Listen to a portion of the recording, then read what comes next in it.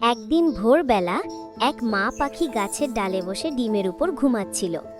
হঠাৎ সে টের পেল ডিমটা নরমভাবে নড়ে উঠছে। মা পাখি বুঝল তার বাচ্চাটা ডিমের ভেতর থেকে বের হতে চাইছে। কিছুক্ষণ পরেই চিরর চিরর করে শব্দ হলো, আর ডিম ভেঙে বেরিয়ে এলো একটি ছোট্ট পাখির ছানা। মা পাখি খুশিতে ভরে গেল।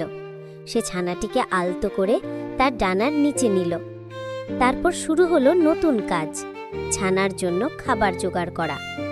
মা পাখি সকাল বিকেল উড়ে গিয়ে ছোট ছোট পোকা নিয়ে আসে আর ভালোবেসে ছানাটিকে খাওয়ায়।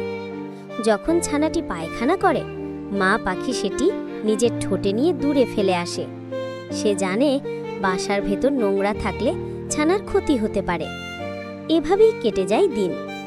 একদিন হঠাৎ একটি বিড়াল গাছের নিচে এসে পড়ল। চুপি চুপি উঠে এলো গাছের ডালে। মা পাখি তখন জোরে চিৎকার করে চিচি চিচি করে ডাকতে লাগলো, কিন্তু আশেপাশে কেউ ছিল না। বিড়ালটা অনেক চেষ্টা করেও ছানাটিকে ধরতে পারল না। ডালটা খুব উঁচু আর নড়বড়ে ছিল। শেষে সে হাড় মেরে নিচে নেমে গেল। মা পাখি স্বস্তির নিঃশ্বাস ফেলল, ছানাটিকে জড়িয়ে ধরল আর মনে মনে বলল, আমার সোনা ছানাটাকে আমি সব বিপদ থেকে বাঁচিয়ে রাখব।